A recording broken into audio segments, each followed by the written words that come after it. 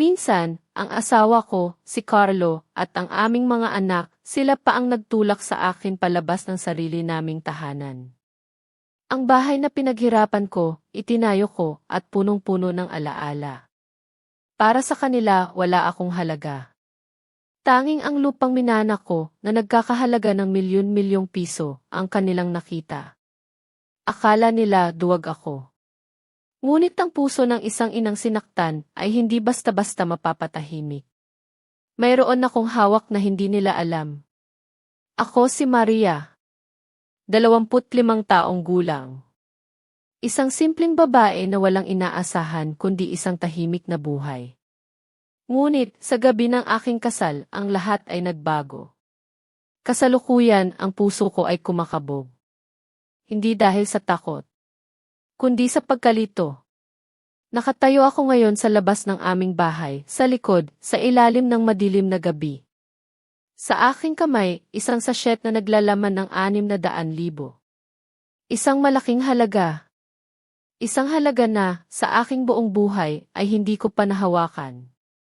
Isang halaga na ibinigay sa akin ng aking biyenan, si Mang Dante. At ang mga salita niya, paulit-ulit na umalingaw sa aking isip, Maria, magbihis ka. Lumabas ka sa likod, mabilis. Bago ang lahat ng ito, ang gabi ay puno ng kagalakan. Sariwa pa sa aking alaala. Ang amoy ng rosas na pinalamusyan sa simbahan. Ang malakas na tawa ng aming mga kaibigan. Ang mainit na yakap ng aming mga mahal sa buhay. Ang bawat sandali. Puno ng pag-asa. Puno ng pangarap. Para sa akin. At para kay Carlo. Ang lalaking pinili kong mahalin.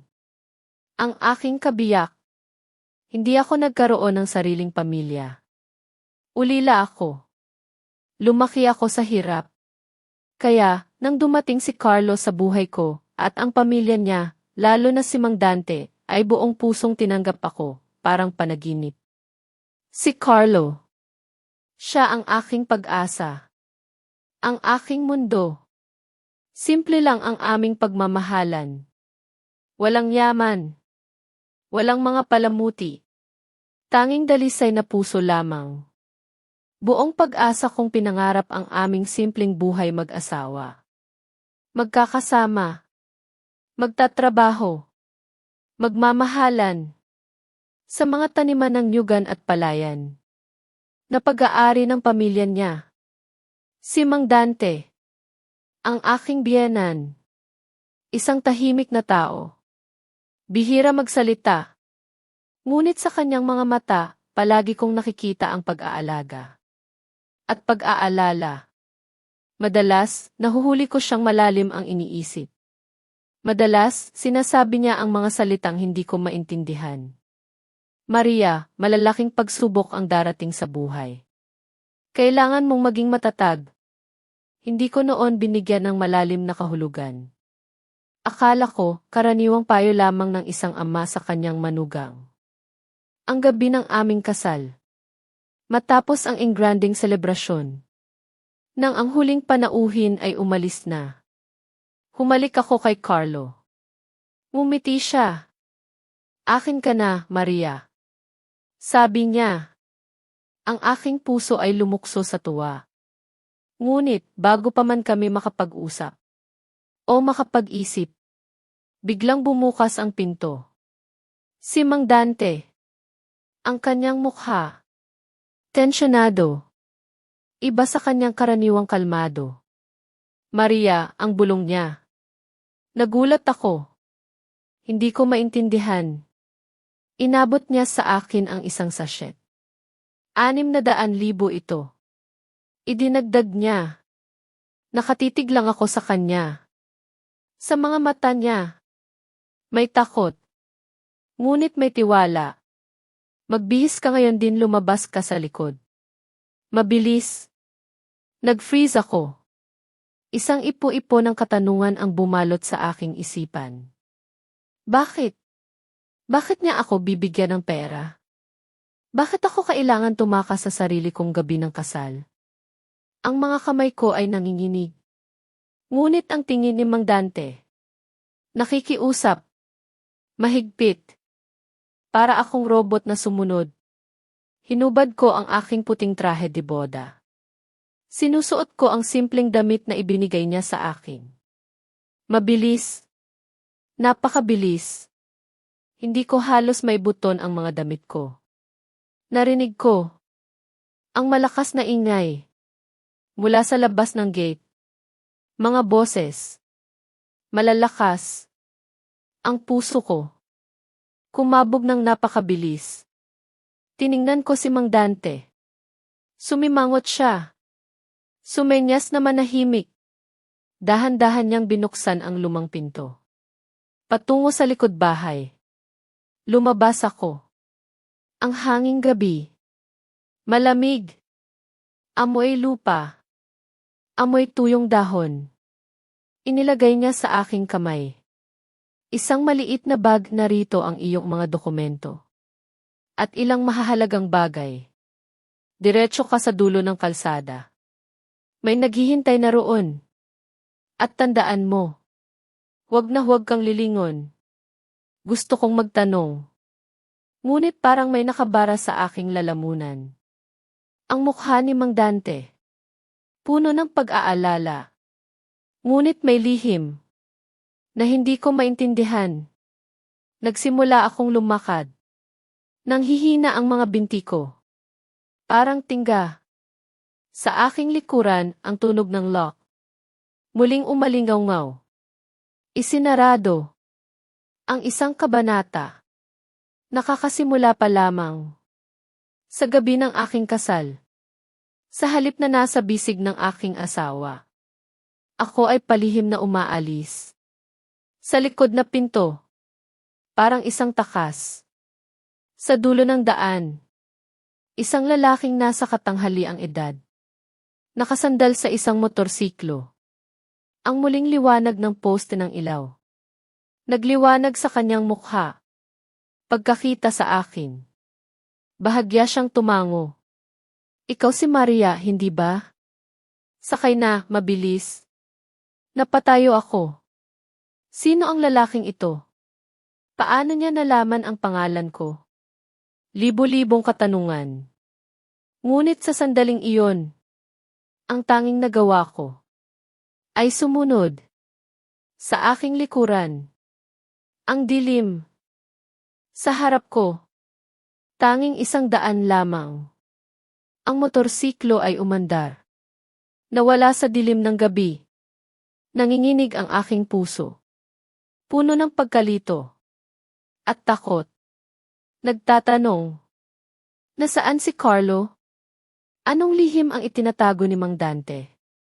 Anong kakilakilabot na kapalaran ang naghihintay sa akin?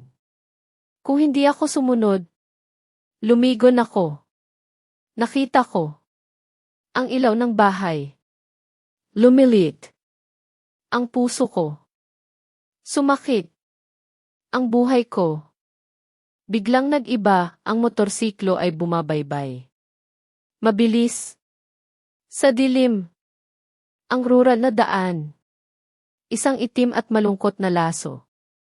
Tanging ang ugong ng hangin. At ang malalim na dagundong ng makina. Ang naririnig ko. Nakaupo ako sa likod. Pinapawisan ang aking mga palad.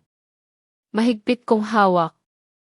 Ang maliit na bag na ibinigay sa akin ng biyenan ko. Parang tanging salbabida. Sa isang mabangis na dagat. Ang madilaw na liwanag ng mga poste. Mabilis na dumaraan. Sa mukha ng estranghero. Wala siyang sinabi. Maliban sa, humawak ka ng mahigpit. Na nagdagdag lamang sa aking pagkalito.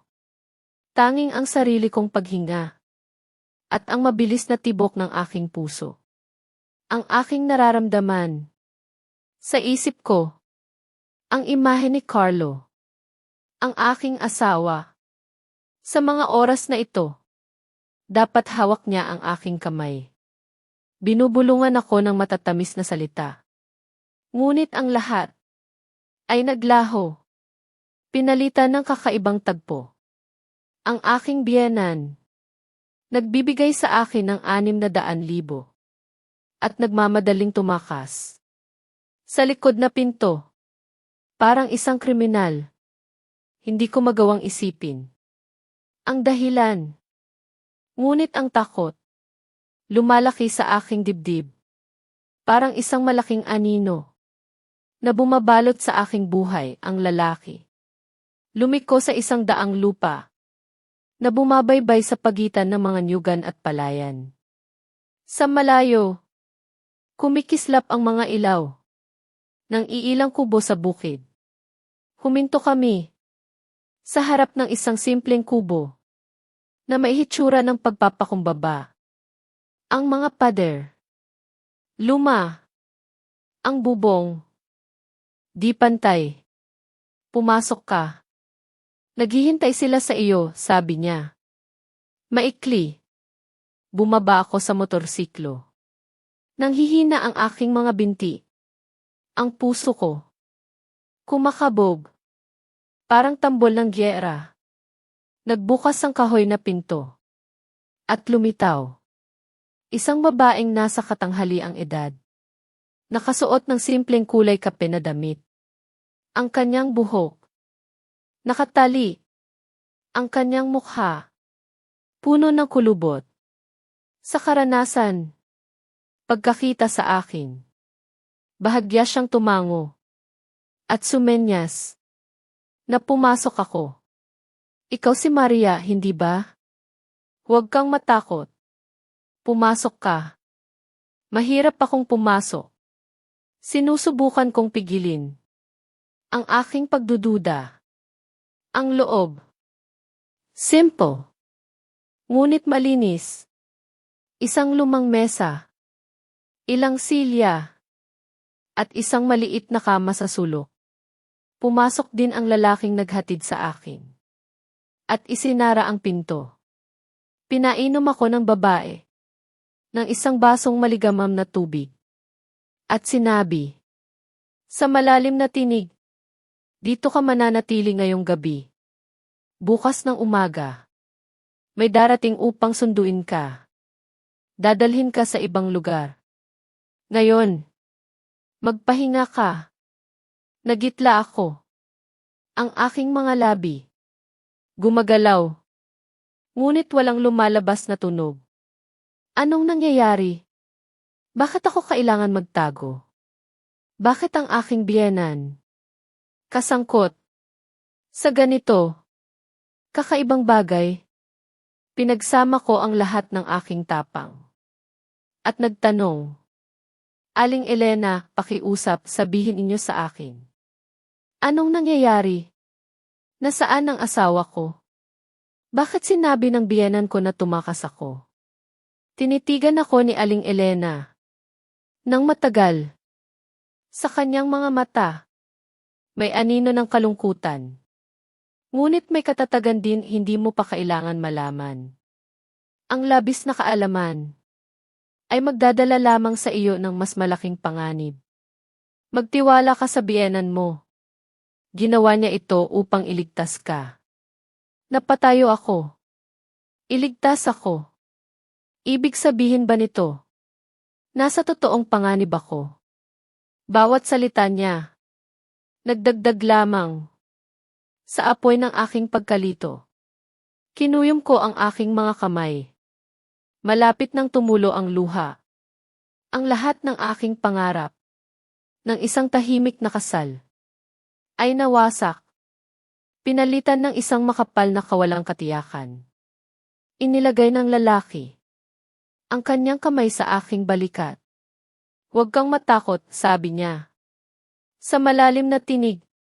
Si Mang Dante ay isang marangal na tao. Hindi siya gagawa ng anuman. Kung walang magandang dahilan. Ang aming responsibilidad ay panatilihin kang ligtas. Dito ka manatili ngayong gabi. Isara ng mabuti ang pinto. Bukas. Magiging malinaw ang lahat.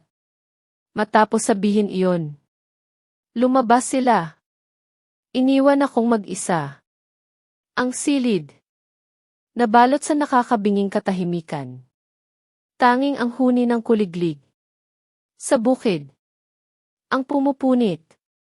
Umupo ako. Tuliro. Nakatingin sa baso ng tubig. Walang ganang uminom. Ang isip ko. Gulo-gulo. Ano ang napakaterible? Para kailangan kong tumakas. Sa sarili kong gabi ng kasal.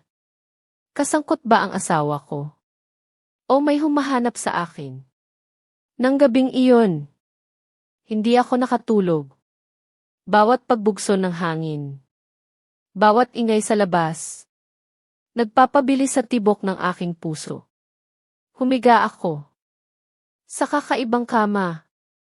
Niyakap ko ang aking maliit na bag habang umaagos ang luha.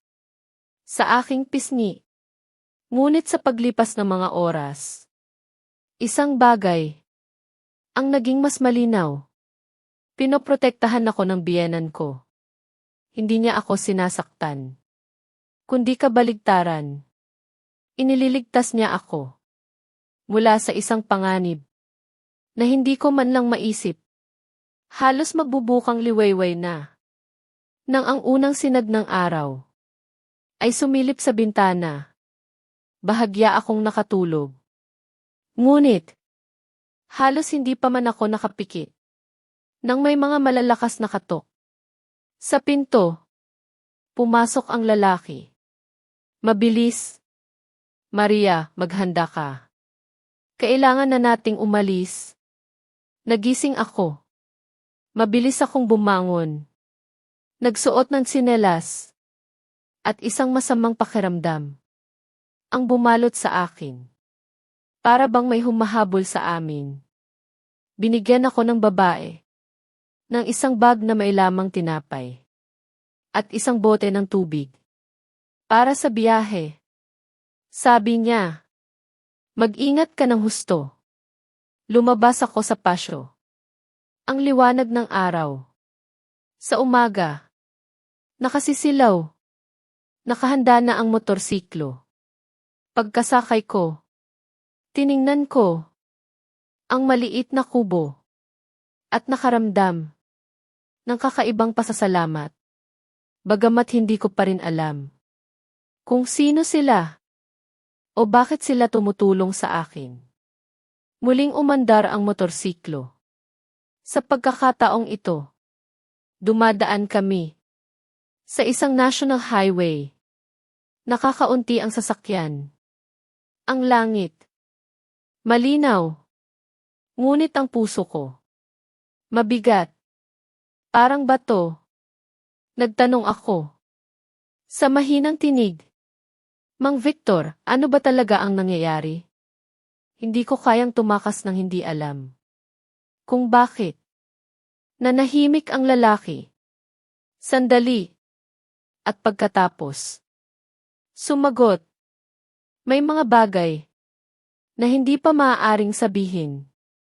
Ngunit maniwala ka. Kung hindi ka umalis kagabi. Malamang. Wala ka na rito ngayon. Ang kaaway. Napakalapit.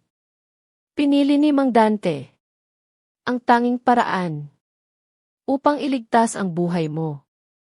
Napatayo ako. May lamig. Na dumaloy sa aking katawan. Kaaway. Wala akong kaaway. Isang ordinaryong babae lang ako. Na bagong kasal. Bakit ako nasa ganoong kalaking panganib? Na kailangan pa. Ng biyenan ko. Na gawin ito. Patuloy ang motorsiklo. Na iniiwan. Ang walang katapusang katanungan. Walang sagot.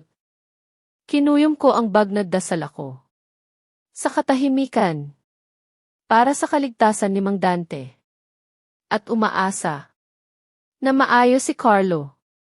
Ngunit. Sa parehong oras. Isang di nakikitang takot. Ang bumabalot sa akin. Makakabalik pa ba ako? Sa bahay na iyon.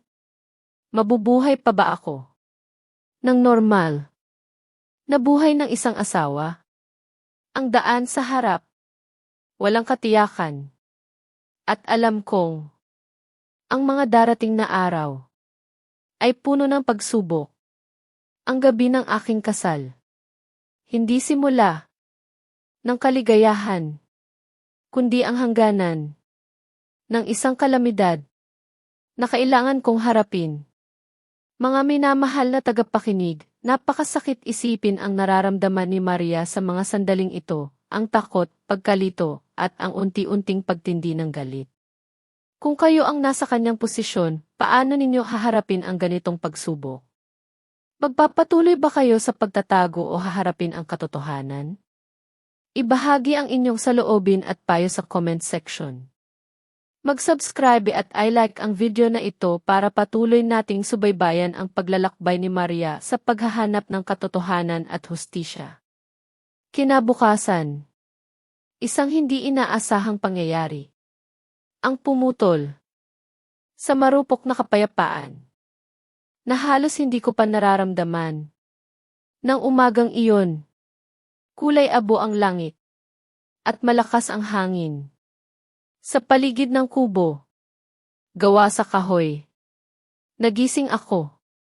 May pakiramdam ng kawalang katiyakan. Parang giniginaw ang aking kaluluwa. Ang panaginip tungkol sa biyenan ko patuloy na bumabalot sa akin, sina Mang Victor at Aling Rosa. Gising na. Naghahanda ng almusal. Iniwasan nila ang aking tingin. At tanging maikling pahayag ang kanilang ipinagpapalit na lumikha ng isang mabigat na kapaligiran na nagpataas. Sa aking pagkabalisa, nakaupo kami sa mesa. Nang bigla, narinig namin ang ugong ng isang motorsiklo. Sa daan, sinundan ng mga tuyo at mahigpit na katok. Sa pinto, agad na tumayo si Mang Victor na may alertong tingin at sinenyasan ako na magtago sa katabing silid. Mabilis akong pumasok. Ang puso ko kumakabog ng napakabilis sa isang siwang ng pinto.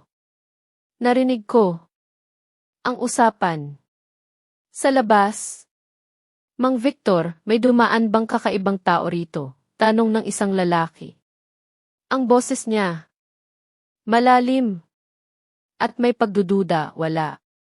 Kami lang ng asawa ko ang nakatira rito, sagot ni Mang Victor. Matatag. Walang bahid ng takot.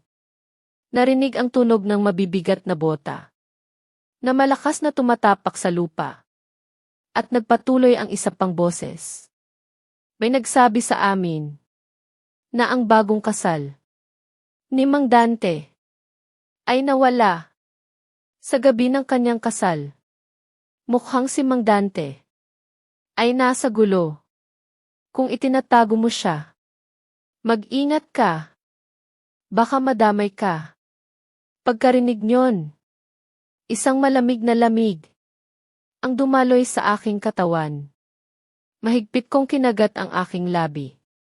Sa takot na baka kahit ang pinakamaliit na ingay ay magbunyag sa akin. Pinanatili ni Mang Victor ang kanyang matatag na tono.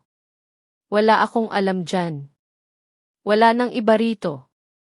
Maliban sa amin. Kung gusto ninyong maghalughog. CJ. Ngunit huwag ninyong sirain ang anuman.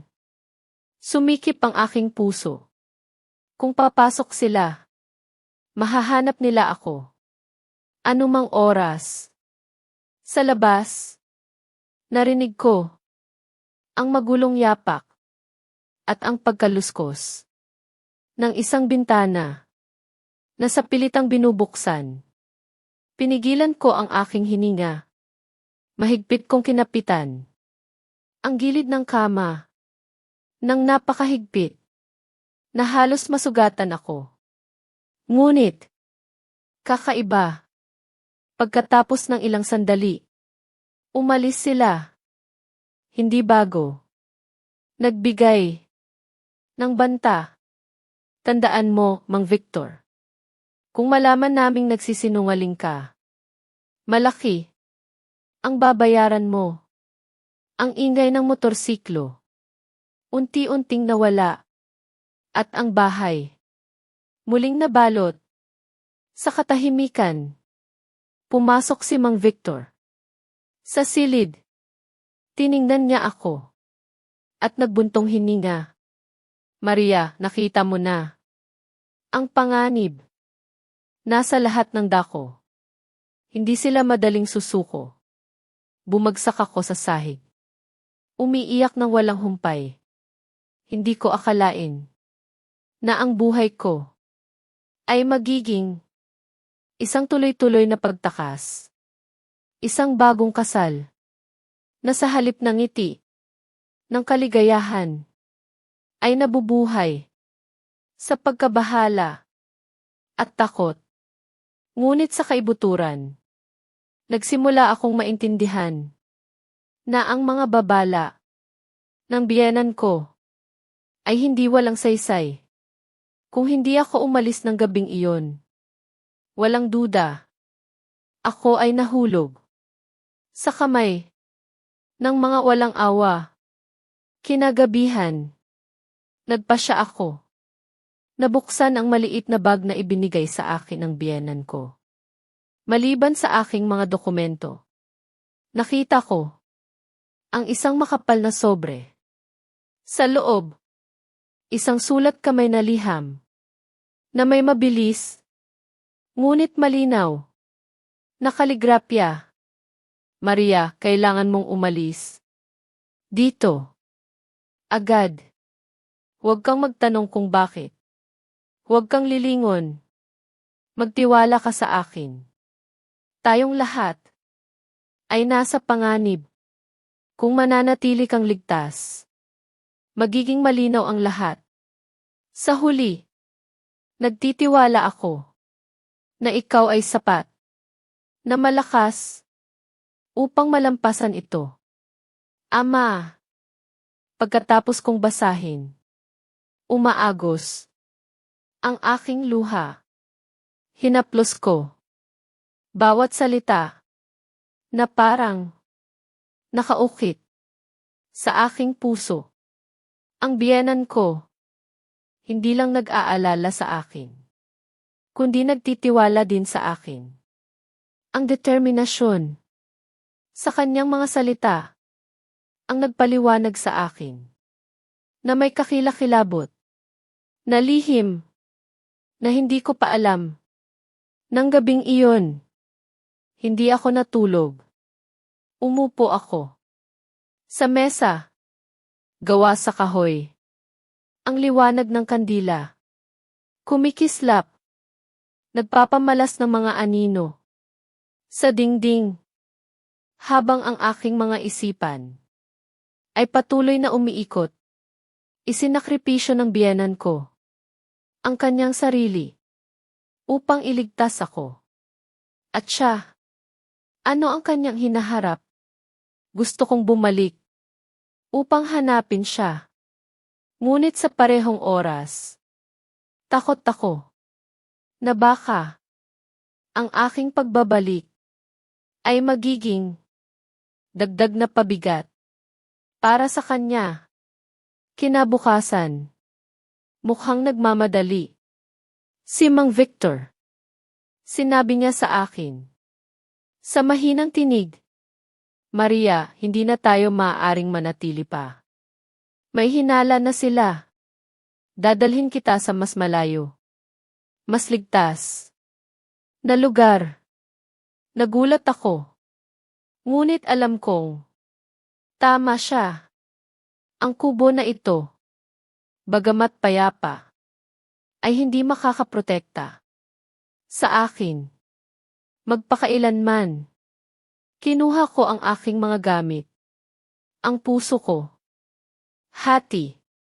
Sa pagitan ng pagkabalisa at kalungkutan. Binigyan ako ng babae ng isang piraso ng mainit na tinapay at hinawakan ang aking kamay. Anak, huwag kang matakot. Lahat ng bagyo ay lumilipas. Tiningnan ko siya. Puno ng luha ang aking mga mata. Kailanman, sa aking buhay, hindi ko naramdaman na ang mga estranghero ay nag-aalok ng kanilang proteksyon.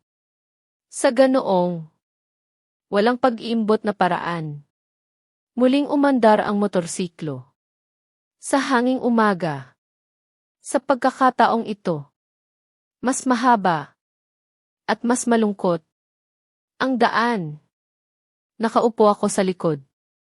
Inilagay ko ang aking ulo sa likod ni Mang Victor. Libo-libong isipan sa aking isip. Bigla, sa malayo, dalawang figure sa motorsiklo ang pumutol sa aming daan. Sa gitna ng kalsada, ang kanilang mga mukha, mabangis, ang kanilang mga tingin, matatalim, na parang mga kutsilyo. Sumigaw ang isa sa kanila. Huminto kayo. Sino ang hinahanap namin? Mahigpit na hinawakan ni Mang Victor ang manibela at lumingon sa akin. Maria, humawak ka ng mahigpit. Sa tingin ko, sila na, sigaw niya. Mabilis na umarangkada ang motorsiklo. Sumugod sa harap. Ang dalawa pa. Umandar din, hinahabol kami. Humahampas sa aking mukha. Ang hangin. Ang puso ko. Parang sasabog. Tanging ang pagyakap sa kanya ang nagawa ko. Nagdarasal para sa isang himala. Ang kalsada umikot at ang motorsiklo lumiliko nang marahas. Ang mga sigaw at ang ugong ng mga makina naghahalo. Tumingin ako sa likod at nakita ko na nasa likuran namin sila. Ilang metro lang ang layo.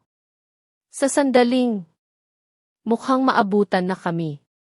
Biglang lumiko si Mang Victor patungo sa isang landas na dumadaan sa isang nyugan.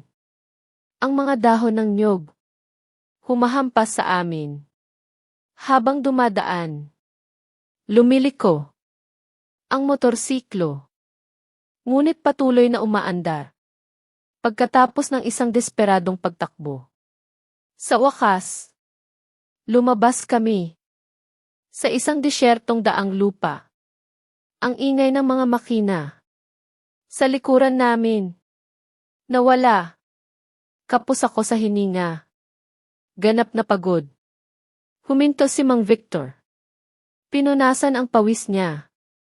At sinabi, sa nanginginig pa ring tinig, alam na nila, Maria. Ngayon, kailangan lang nating lumayo pa. Pagkarinig niyon, bumalot sa akin ang takot. Sino ang kaaway? Bakit nila ako hinahabol? Nang ganoon kalakas, isang malabong hinala ang nagsimulang bumuo sa aking isip. Ang lihim na ito, hindi lang kasangkot ang biyenan ko, kundi ang buong pamilya ng asawa ko at maging ang sarili kong kasal. Hindi pa mataas ang araw, ang kalsada, umaabot, na walang laman. Umupo ako sa katahimikan. Ang puso ko mabigat. Isang bagong kasal na nahila sa isang ipo-ipo ng panganib. Simula pa nang tumawid siya sa pintuan ng kanyang bagong tahanan. Ang gabi ng kasal ay naging simula ng isang pagtakas na puno ng dugo at luha. Ngunit nagtitiwala ako Sa mga salita ng biyenan ko, kailangan mong mabuhay, at mabubuhay ako, at determinado akong tuklasin ang totoo, ang katotohanan na nakatago sa likod ng lahat ng lihim na ito. At nang huminto ang motorsiklo sa harap ng isa pang hindi kilalang bahay sa labas ng bayan, nakita ko ang isang pamilyar na figura na nagpatayo sa akin. Ang bahay sa labas ng bayan ay lumitaw sa aking paningin nang huminto ang motorsiklo. Pagkatapos ng mahabang biyahe, ito ay isang bahay na may pulang teja at pader na pininturahan ng puti. Luma dahil sa paglipas ng panahon. Ang gate na gawa sa bakal ay bahagyang nakabukas. Nagpapatingkad sa isang bakuran na di maayos. Hindi pa ako nakakabawi mula sa aking gulat ng isang pamilyar na figura ang lumabas mula sa bakuran. Ang kanyang matangkad at payat na silweta, ang kanyang mabilis na lakad, at ang kanyang nalilitong tingin. Ito si Carlo, ang asawa ko. Sumikip ang puso ko, at ang buong katawan ko nanginginig. Hindi ako makapaniwala sa nakita ko. Sa loob ng ilang araw, nabuhay ako. Sa pagkabahala, iniisip na siya ay nasa bahay, naghahanap sa akin. O kaya, nag-aalala sa pagkawala ng kanyang asawa sa gabi ng kanilang kasal. At ngayon, lumitaw siya rito sa parehong lugar na dinala ako ni Mang Victor pagkatapos ng ilang araw na pagtakas. Bakit?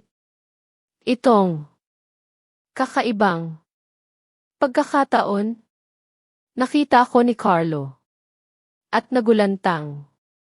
Ang kanyang mga mata lumaki, nagpakita ng sorpresa na mabilis na naging pagkabalisa. Bumaba ako sa motorsiklo at nanatiling walang kibo. Gusto ko siyang tanungin ng libu-libong katanungan. Ngunit parang may buhol sa aking lalamunan. Si Mang Victor. Napansin ang sitwasyon. Nagpakita ng isang maikling tingin ng pag-iingat. Ngunit pagkatapos, lumayo at sinabi, "Kayong dalawa, may kailangan pag-usapan." Lilibot ako upang siguruhin ang lugar. Iniwan niya kami mag-isa sa gitna ng bakuran. Ang katahimikan humaba, naging hindi matitiis.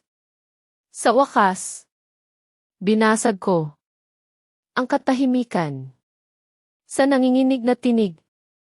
Carlo, bakit ka nandito? Alam mo ba, paano ako kailangan tumakas? Alam mo ba, na nang gabing iyon, inilabas ako ng tatay mo sa likod na pinto upang iligtas ako. Sa panganib, lumapit si Carlo. Ngunit hindi siya naglakas loob. Natingnan ako sa mata. Kinamot niya ang kanyang ulo at nagbuntong hininga. Maria, patawad. Hindi ko rin inasahan na ang mga bagay ay aabot sa ganito. Ngunit kailangan mong maniwala sa akin. Ang lahat ng ito ay para protektahan ka. Napatayo ako. Ang kanyang mga salita ay nagdala sa akin ng ginhawa at pagkabalisa. Tiningnan ko siya nang matagal. Sa kanyang mga mata, naghahanap ng katapatan. Protektahan ako. Kung gayon, sabihin mo sa akin. Anong nangyayari? Bakit ako kailangan tumakas? Sa gabi ng aking kasal, bakit ang tatay mo ay kailangan na magsakripisyo ng ganito? Nanahimik si Carlo. Ang kanyang mga labi gumalaw ng ilang beses. Ngunit walang lumabas na salita. Malinaw kong nakita ang panloob na pakikibaka sa kanyang mukha. Sa wakas, umupo siya sa hagdanan ng beranda. Ang boses niya, halatang paos. Maria, ayaw ni tatay na malaman mo ng maaga sa takot na baka sobrang maapektuhan ka. Ngunit, sa puntong ito, hindi ko na maitatago ang lahat. Ang aming pamilya ay minamanmanan ng isang grupo ng tao. Mayroon silang matandang galit sa amin at pinili ka nila bilang target. Pagkarinig nyon, nakaramdam ako ng lamig. Sumandal ako. Isang hakbang. Umiling. Ako. Ngunit, wala akong kinalaman. Isang bagong kasal lang ako. Hindi ko kailanman sinaktan ang sinuman. Kinuyom ni Carlo ang kanyang mga kamao. Ang boses niya, puno ng emosyon. Dahil ikaw ang bago. Ang pinakamahina. Naniniwala sila na ang pag-atake sa iyo ay ang pinakamadaling paraan. Nang gabing iyon, nakatanggap si tatay ng babala. Kung hindi ka umalis, malamang kinausap ka sana nila upang pilitin ang aming pamilya. Nanginginig ang buong katawan ko. Ang takot na naramdaman ko ay hindi ilusyon. Naalala ko ang paos na boses ng lalaki. Noong isang araw, ang kanyang mga salita, ang bagong kasal, nawala sa gabi ng kasal. Ang lahat ay umayon, parang mga piraso ng isang nakakatakot na puzzle. Umupo ako sa tabi niya. Umiiyak ng walang humpay. Carlo, bakit ganoong kalaking galit? Ano ang ginawa ng aming pamilya para maranasan ito? Nanahimik si Carlo nang matagal. Bago nagbuntong hininga, nagsimula ang lahat. Mahabang taon na ang nakalipas. Gumawa ng negosyo si tatay sa isang kasosyo at nagkaroon sila ng hidwaan. Sumumpa ang lalaking iyon na maghiganti, ngunit hindi siya kailanman naglakas loob na harapin siya ng direkta. Palagi niyang pinipili na atakihin ang pinakamahina sa pamilya. Sa pagkakataong ito, gusto kanilang gamitin upang pilitin si tatay na sumuko. Napatayo ako. Bawat salita ay parang kutsilyo sa aking puso. Hindi ko akalain na sa pagpapakasal ko ay haharapin ko ang ganoong matinding galit na nagmula sa nakaraan. At si tatay? Kumusta siya ngayon, tanong ko. Sa nanginginig na tinig, tiningnan ni Carlo ang malayo, ang kanyang mga mata namumula. Hindi ko rin alam. Nang sigurado. Alam ko lang. Na kinorner nila siya. Ngunit sa kabila nito, nagawa pa rin niyang ilagay ka sa ligtas. Mas pinili niyang sarilihin ang panganib kaysa hayaan kang mahulog sa kanilang mga kamay. Pagkarinig niyon, umiyak ako. Hindi ko kailanman naramdaman nang ganoon kalinaw ang pagmamahal ng aking biyenan. Isang matigas na tao. Kakaunti ang salita. Ngunit sa harap ng kahirapan, handa siyang dalhin ang lahat ng panganib upang protektahan ang kanyang manugang. Nakaramdam ako ng matinding kalungkutan, pagsisisi, at sa parehong oras, isang kakaibang lakas ang lumago sa akin. Hindi ako maaaring manatili na nagtatago ng ganito. Kailangan kong gumawa ng isang bagay upang iligtas si Tatay Carlo. Ayaw kong manatili na walang ginagawa habang siya ay humaharap dito. Mag-isa. Lumingon si Carlo upang tingnan ako na may halo-halong sakit at pagmamalaki sa kanyang mga mata. Naiintindihan ko. Ngunit sa ngayon, ang pinakamahalaga ay ligtas ka. Ikaw ang dahilan kung bakit patuloy na lumalaban si Tatay. Kung may mangyari sa iyo, ang lahat ay guguho ng tuluyan. Kinuyom ko ang kamay ng asawa ko. Ang aking mga luha naghalo sa aking determinasyon. Alam kong tama siya. Ngunit ang aking puso ay tumangging tanggapin. Hindi ko maaaring hayaan na sarilihin ni Mang Dante ang lahat. Kinagabihan nang bumalik si Mang Victor, mahaba silang nag-usap ni Carlo sa isang saradong silid. Umupo ako sa beranda, nakikinig sa mga bulong at nakaramdam na parang nasusunog ang puso ko. Sa wakas, lumabas si Carlo at umupo sa tabi ko.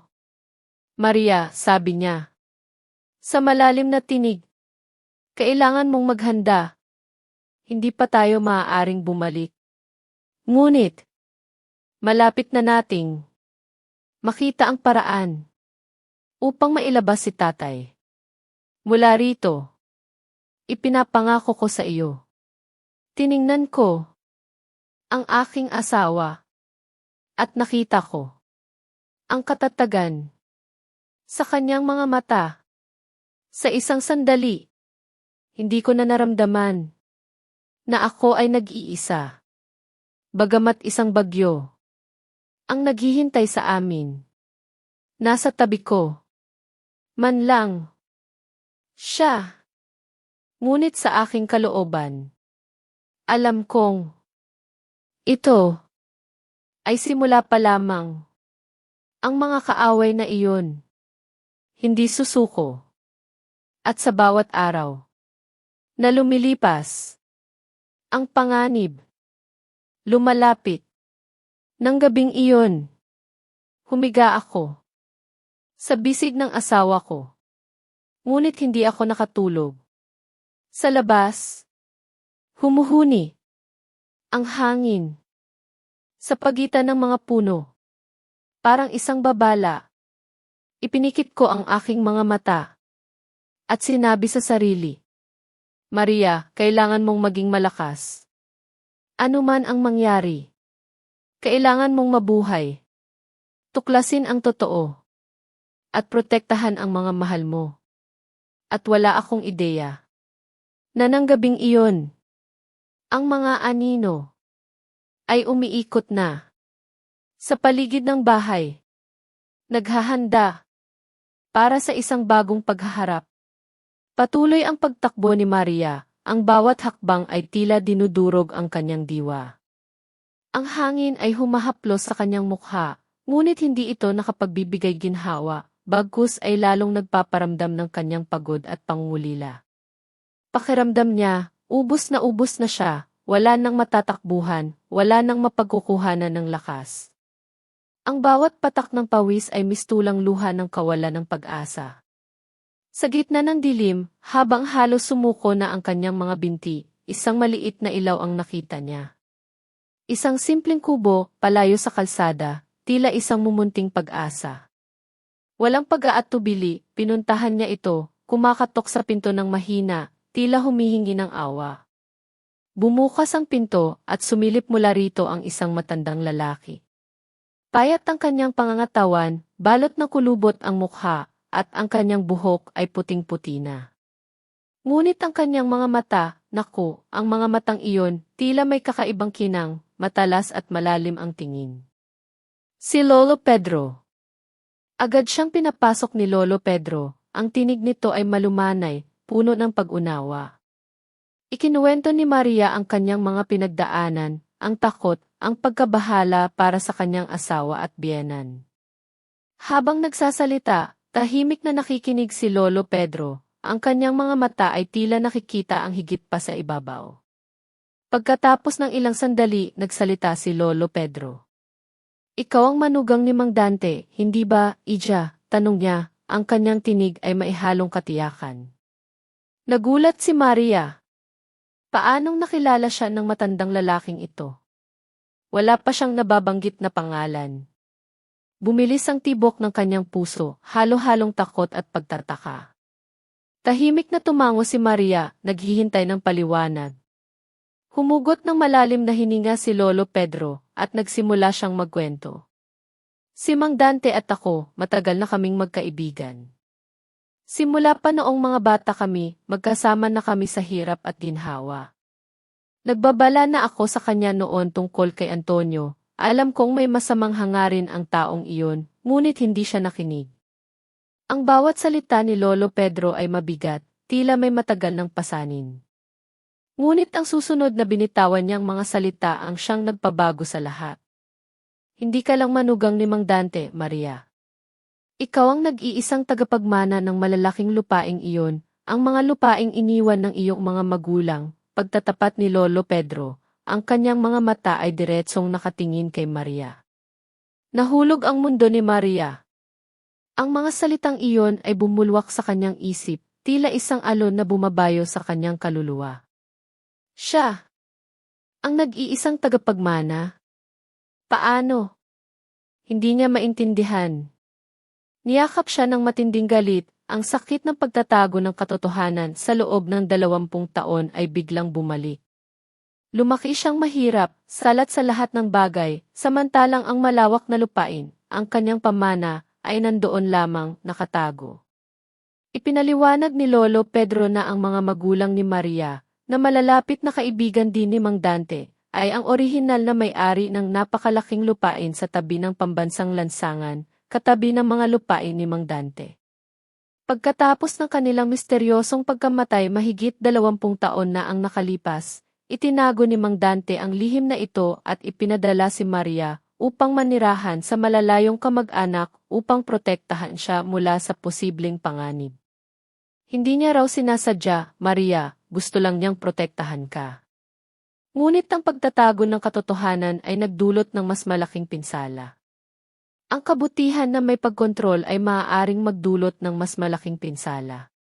Kailangan mong tumindig, Maria. Hindi lang para sa pamilya mo, kundi para sa iyong sarili at sa alaala ng iyong mga magulang. Patuloy ni Lolo Pedro, ang kanyang boses ay malakas, ngunit puno ng pagmamalasakit. Ang mga salitang iyon ay tumago sa kaibuturan ng puso ni Maria. Para siyang binuhusan ng malamig na tubig, nagising mula sa isang mahabang panaginip. Hindi na siya pwedeng tumakas. Kailangan niyang lumaban. Hindi na para sa kanyang sarili lamang, kundi para sa kanyang pamilya, para sa alaala ng kanyang mga magulang at para sa hustisya.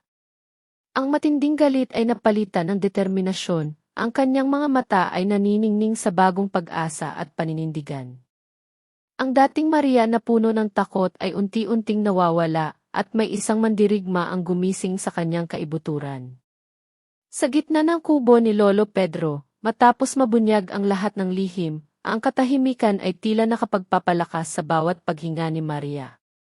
Hindi na ito ang tahimik na puno ng takot, kundi ang tahimik na puno ng pagmumuni-muni, ng matinding pagnanais na gumawa ng aksyon. Ang mga salita ni Lolo Pedro ay umalingaw pa rin sa kanyang isip. Ang katotohanan siya ay hindi lamang isang manugang kundi isang tagapagmana, ang nag-iisang may-ari ng mga lupain na pinag-aagawan. Ang bigat ng impormasyong iyon ay tila nagbigay ng bagong bigat sa kanyang mga balikat, ngunit kasabay nito, nagbigay din ito ng kapangyarihan. Wala na siyang balak na tumakas. Ang takot ay naglaho na, napalitan ng isang mainit na apoy ng determinasyon na nagliliyab sa kanyang puso. Naramdaman niya ang pagkagising ng isang matagal nang natutulog na bahagi ng kanyang sarili, isang mandirigma na nakakulong sa loob ng 20 taon ng kamangmangan at kawalan ng kapangyarihan. Ngayon, malinaw na ang kanyang isip, ang kanyang layunin. Hindi na niya kayang manahimik habang nagdurusa ang kanyang pamilya, habang ang kanyang pamana ay pinipilit agawin. Ang pag-unawa na ang pagtakas ay hindi solusyon, at ang katahimikan ay nagpapalala lamang ng sitwasyon, ay tumimo sa kanyang puso. Ang tanging paraan upang makamit ang katarungan ay ang pagkilos, ang pagharap sa katotohanan, gaano man ito kahirap. Kailangan natin ng plano, Lolo, ang sabi ni Maria, ang kanyang boses ay malakas at malinaw, tila may bagong timbre ng otoridad. Hindi na ito pabulong o nanginginig na tinig, kundi isang pahayag ng matinding kagustuhan. Ang kanyang mga mata ay tuwid na nakatingin kay Lolo Pedro, puno ng pagtitiwala at kumpiyansa. Tumango si Lolo Pedro, ang kanyang mga mata ay nanatiling matalas. Tama ka, Ija.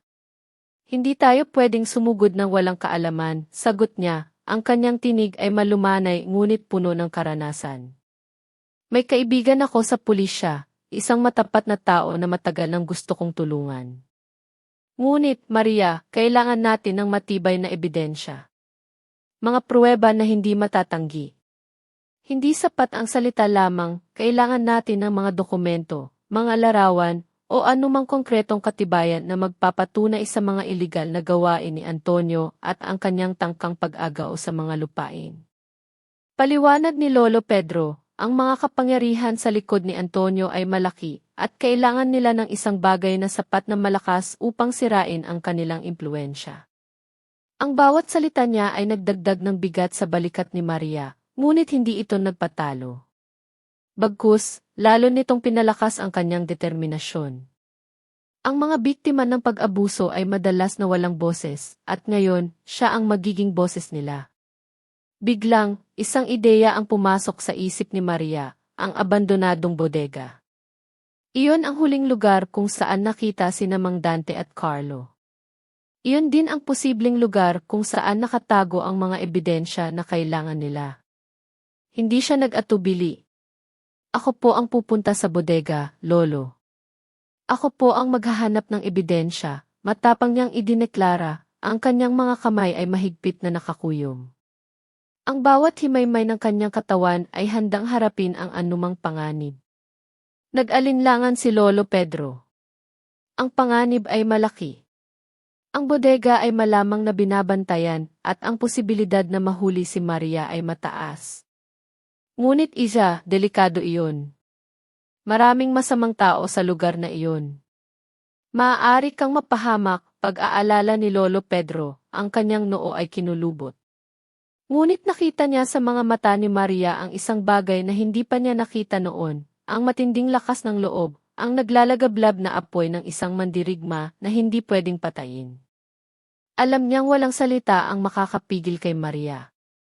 Handa akong harapin ang anumang peligro, Lolo. Hindi na ako tatakas. Hindi ko nahahayaang mangyari pa ang mas masahol. Kung hindi ko ito gagawin, sino pa? Sila Mang Dante at Carlo naghihintay sa akin. Hindi ko sila pwedeng pabayaan, ang buong pagtatagumpay na sabi ni Maria, ang kanyang boses ay puno ng pagmamahal at responsibilidad.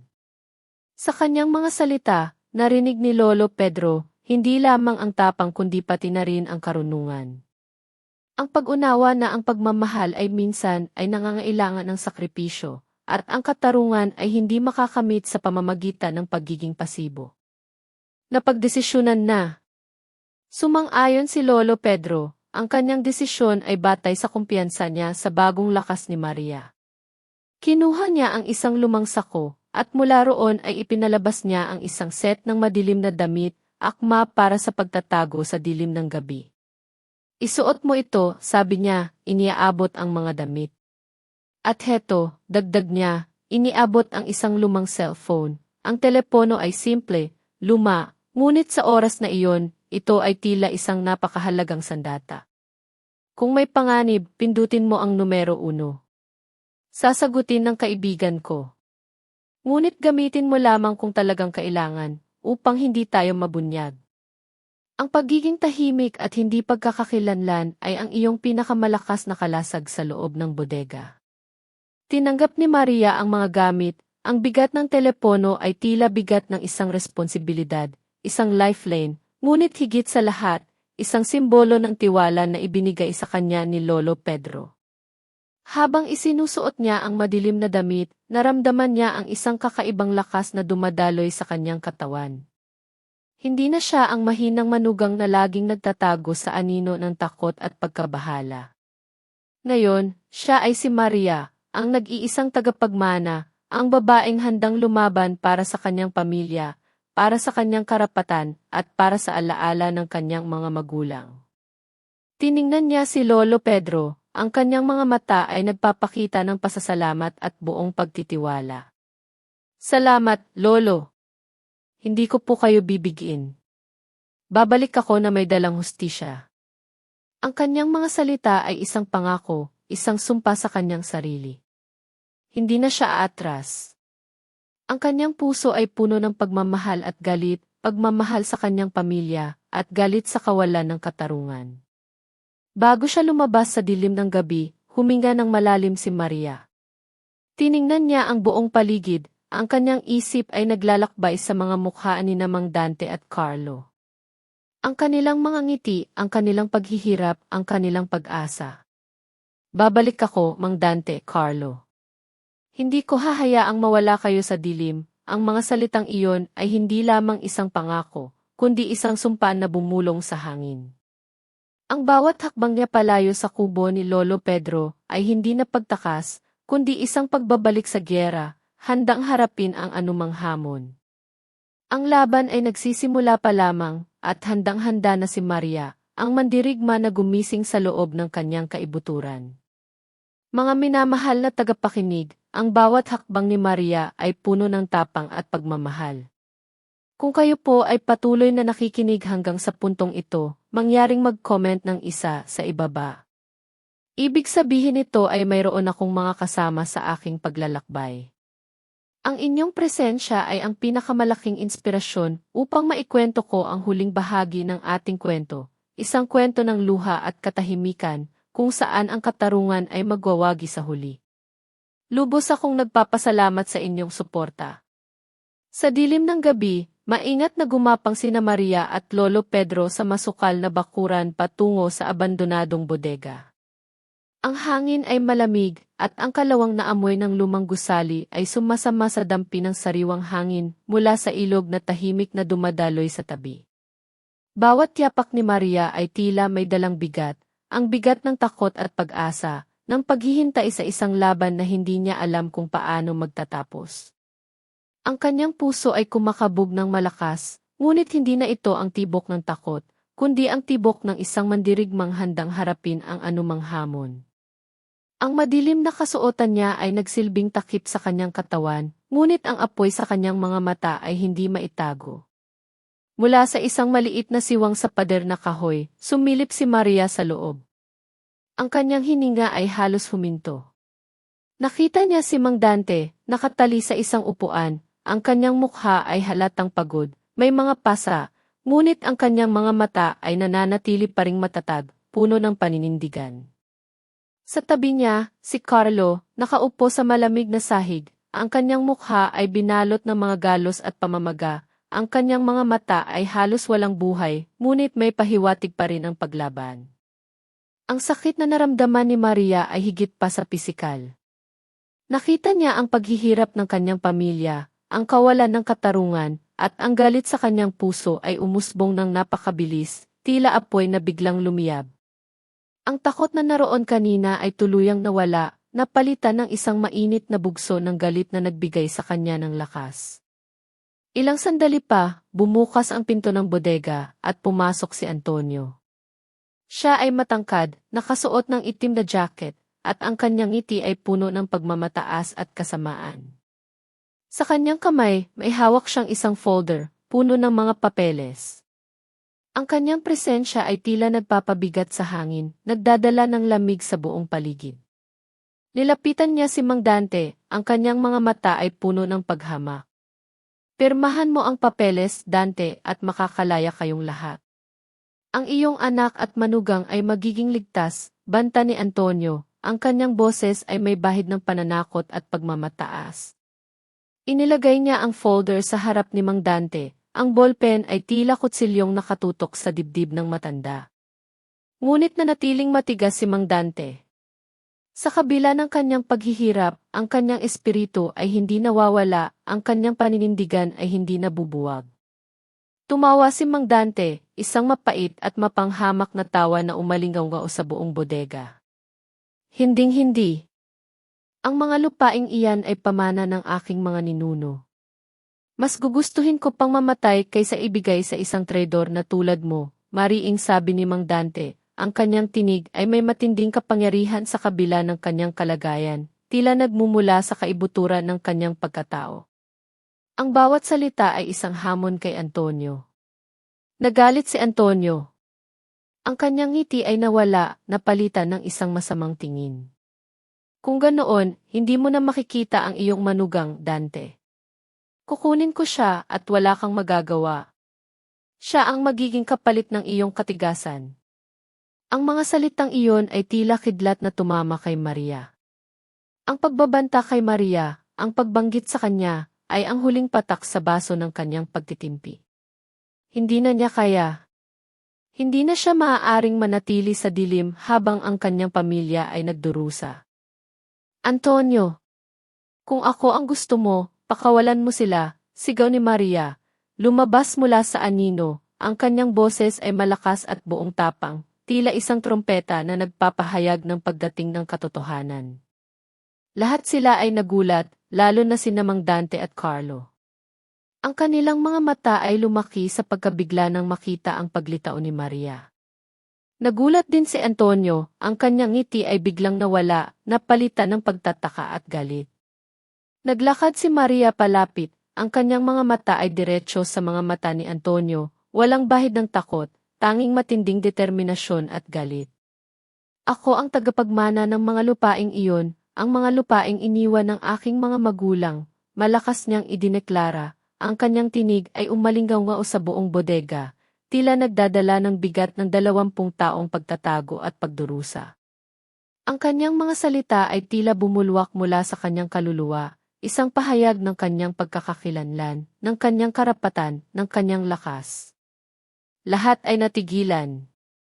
Ang mga kasamahan ni Antonio ay hindi makapaniwala, ang kanilang mga mukha ay nagpakita ng matinding pagkabigla.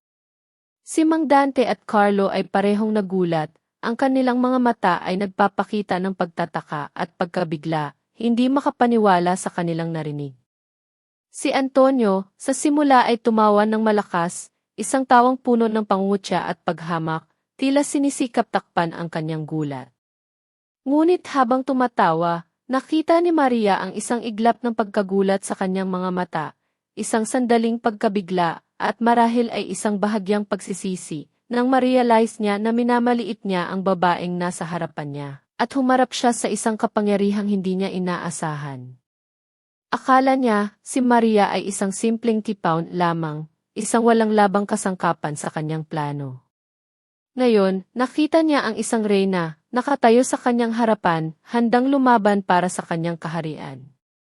Ngunit bago pa makapagsalita si Antonio, biglang may narinig silang mga sirena ng pulisya. Mula sa labas, lumalakas ang tunog habang papalapit. Dumating na ang kaibigan ni Lolo Pedro sa tamang panahon. Pumasok ang mga pulis, pinusasan si Antonio at ang kanyang mga kasamahan na hindi na nakapalag. Bumagsak ang mga kalawangin na pinto ng bodega, at pumasok ang liwanag, nagpapalabas ng lahat ng kasamaan at dilim sa loob. Sa wakas, nakahinga ng maluwag si Maria, ngunit hindi pa tapos ang lahat.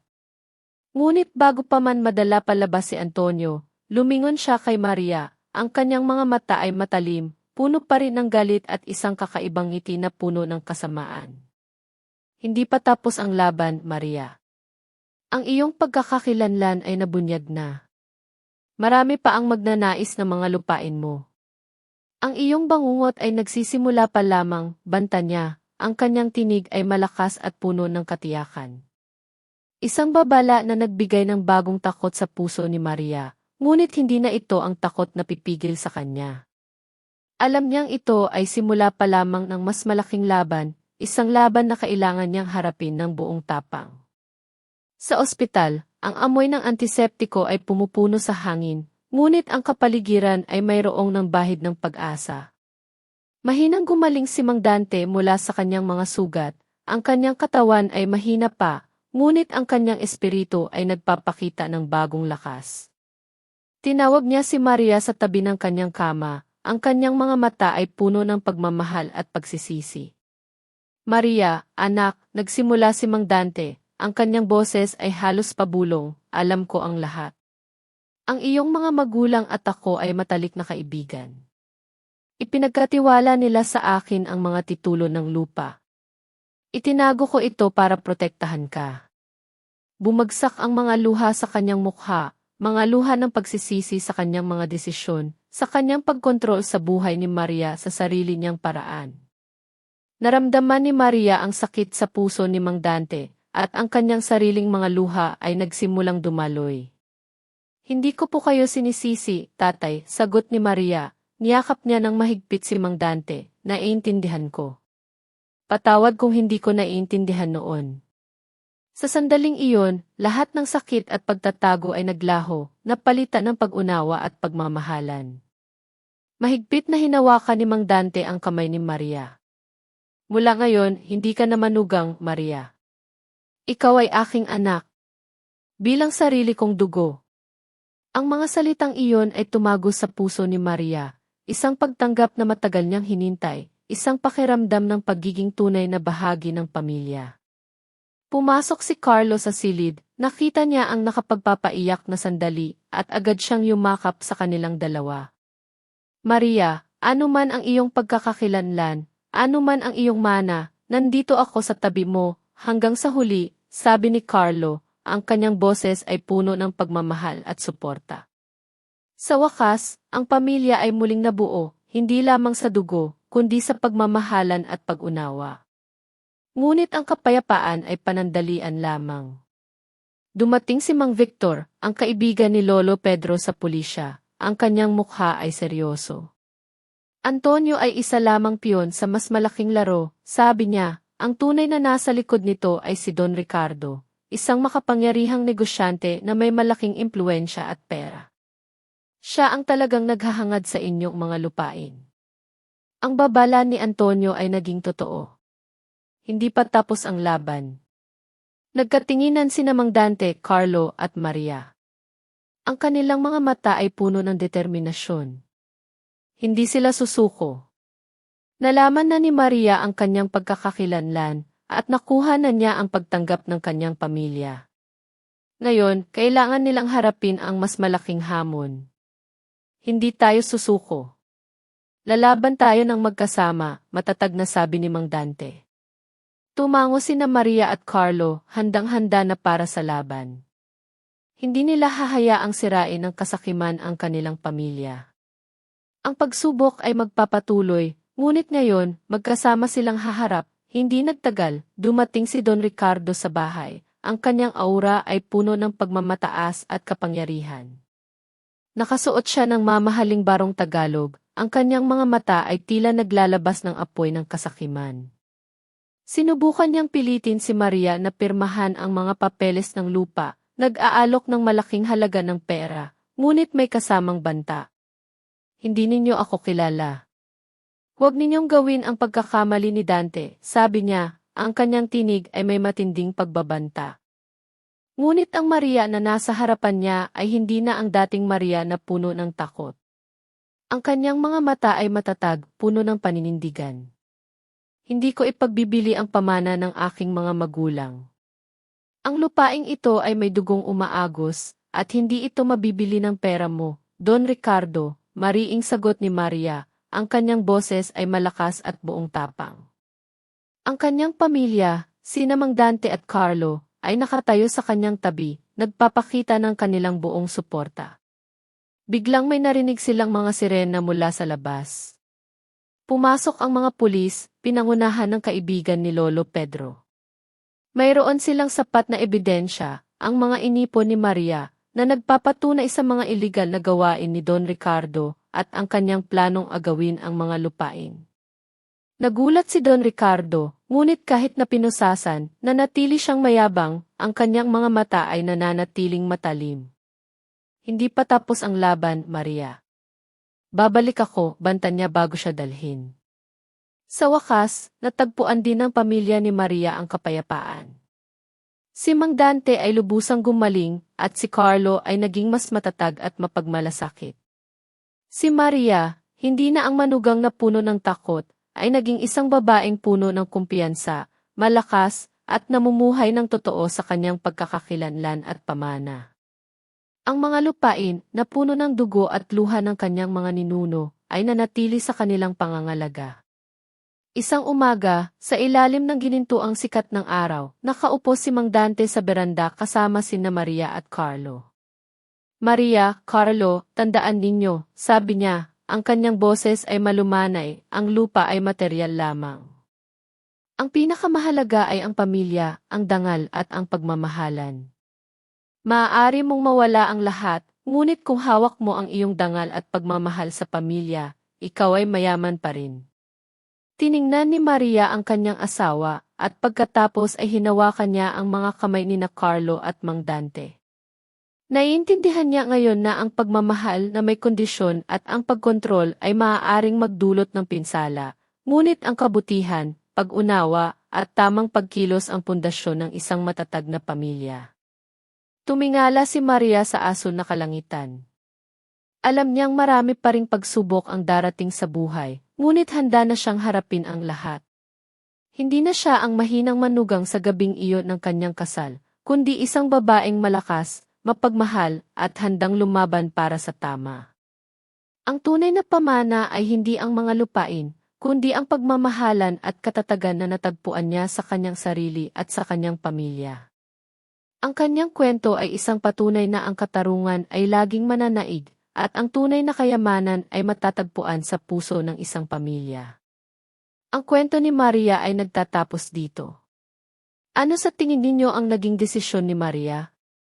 Gagawin ba ninyo ang parehong bagay kung kayo ang nasa kanyang sitwasyon? Ibahagi ang inyong mga saloobin sa comment section.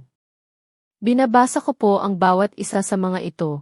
Kung ang kwentong ito ay nagbigay sa inyo ng pag-iisip o anumang damdamin, huwag kalimutang mag-iwan ng like, ibahagi sa mga taong sa tingin ninyo ay madarama rin ito. At mag-subscribe sa channel na Luha at Katahimikan upang hindi mapalampas ang mga susunod na misteryo. Hanggang sa muli nating kwento, at sino ang nakakaalam, sa susunod maaaring kayo mismo ang maging bahagi ng isang bagong hiwaga.